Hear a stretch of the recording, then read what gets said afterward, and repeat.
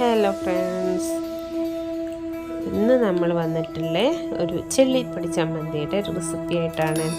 ഈ ചമ്മന്തി കുറേ കാലം കേടുകൂടാതെ സൂക്ഷിക്കുന്നതാണ്.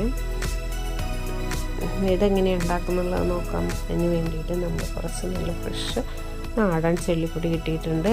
പിന്നെ ഒരു മുറി നാളികേരം ചിരവിയതും, അതിലേക്ക് കുറച്ച് കറിവേപ്പിലയും ചെറിയ ഉള്ളിയും കുരുകളഞ്ഞ പുളി എടുക്കുന്നുണ്ട്. ഇനി നമുക്ക് സ്റ്റവ് ഓൺ ആക്കിയിട്ട് ഒരു ചീനച്ചട്ടി അടുപ്പത്തേക്ക് വയ്ക്കാം. നമ്മൾ ആ ചെള്ളി ഒന്ന് കഴുകി എടുക്കുന്നുണ്ട്. കഴുകി അതിൽ മണ്ണും കല്ലൊക്കെ കളഞ്ഞിട്ട് വേണം എടുക്കാൻ. നമ്മൾ കുറച്ച് ഉണക്കമുളക് അതൊന്ന് നന്നായിട്ട് റോസ്റ്റ് ചെയ്തെടുക്കാം. ഉണക്കമുളകിനോടൊപ്പം തന്നെ കുറച്ച് കറിവേപ്പിലയും ഉണക്കമുളകും ചെറിയ ഉള്ളിയും കൂടി നമുക്ക് നന്നായിട്ടൊന്ന് ചൂടാക്കി വന്നിട്ടുണ്ട്. പിന്നെ ഇത് നമുക്കൊരു പാത്രത്തിലേക്ക് മാറ്റാം. ഇനി അടുത്ത സ്റ്റെപ്പ് എന്ന് പറയുന്നതാണ് ചെള്ളി വറുക്കുക എന്നുള്ളത്. അതിന് വേണ്ടിയിട്ട് നമ്മൾ നേരത്തെ എടുത്ത് വെച്ചിട്ടുള്ള ചെള്ളി കല്ലും മണ്ണൊക്കെ കളഞ്ഞ് നന്നായി കഴുകി വൃത്തിയാക്കിയിട്ട് അതൊന്ന് നന്നായിട്ട് റോസ്റ്റ് ചെയ്തെടുക്കണം. കുറച്ച് സമയം തന്നെ എടുക്കും. നനഞ്ഞതായതുകൊണ്ട് തന്നെ കുറച്ച് സമയം മീഡിയം ഫ്ലെയിമിലിട്ടിട്ട് നന്നായിട്ടൊന്ന് റോസ്റ്റ് ചെയ്തെടുക്കാം. കൈക്കൊണ്ടൊന്ന് ഞെരക്കുമ്പോൾ തന്നെ അത് പൊടിഞ്ഞു പോകുന്ന രീതിയിലായിരിക്കണം. ചമ്മന്തി കേടുവരില്ല എന്ന് പറയുന്നതിൻ്റെ മെയിൻ റീസൺ തന്നെ ഇതാണ്. നമ്മൾ ഇതിലെ എല്ലാ സാധനങ്ങളും നമ്മളൊന്ന് ചൂടാക്കി എടുക്കുന്നുണ്ട്. വെള്ളത്തിൻ്റെ അംശം ഇല്ലാതെ തന്നെ ഇരിക്കുമ്പോൾ ഒരാഴ്ചയൊക്കെ പുറത്ത് വെച്ചാലും കുഴപ്പമില്ല. പിന്നീട് നമുക്ക് ഫ്രിഡ്ജ് കയറ്റിയിട്ട് എടുക്കാം, കേടുവരില്ല.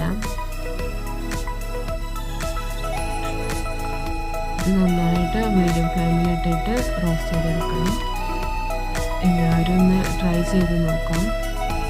നമുക്ക് യാത്രയൊക്കെ പോകുമ്പോൾ കരുതാൻ പറ്റുന്ന ചമ്മന്തി ആയിരിക്കും കേട്ടോ. എല്ലാവർക്കും ഇഷ്ടമാവും. ഇതാ ഏകദേശം ഇത് റോസ്റ്റായി വന്നിട്ടുണ്ട്. ഇതിങ്ങനെ ചൂടായി വരുമ്പോൾ തന്നെ നല്ലൊരു സ്മെല്ല് വരും.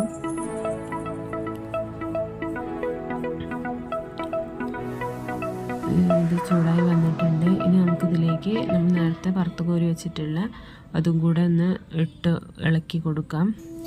ഇനി ഇത് ഒരു മിക്സിയുടെ ജാറിലേക്ക് മാറ്റാം.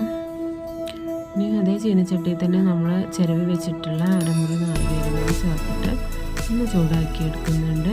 ഇതിലേക്ക് ലേശം മുളക് പൊടി, ഒരു ടീസ്പൂൺ മുളക് പൊടി കൂടി ചേർക്കുന്നുണ്ട്. ഉണക്കമുളക് കൂടാതെ തന്നെ കുറച്ച് മുളക് പൊടി കൂടി നമ്മളിതിലേക്ക് ചേർത്ത് കൊടുക്കുന്നുണ്ട്. ഇനി ഇതും ഒന്ന് ചൂടാക്കിയെടുക്കാം.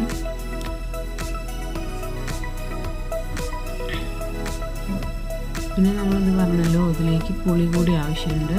അപ്പോൾ അതും കൂടി ചേർത്തിട്ട് വേണം നമുക്കിതൊന്ന് അരച്ചെടുക്കാൻ.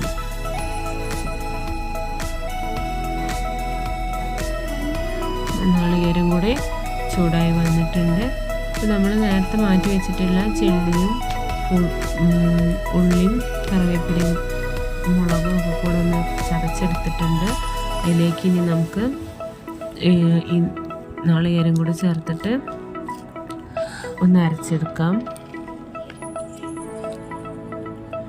പിന്നെ നമ്മളിതിലേക്ക് മെയിനായിട്ട് ചേർക്കേണ്ട ഇതാണല്ലോ ഉപ്പ് നമ്മൾ ചേർത്തിട്ടില്ലായിരുന്നു. അപ്പോൾ ഉപ്പ് കൂടി ചേർത്തിട്ട് നമുക്ക് അരച്ചെടുക്കാം. നമ്മൾ ചമ്മന്തിപ്പൊടി വരെ റെഡി ആയിട്ടുണ്ട് കേട്ടോ.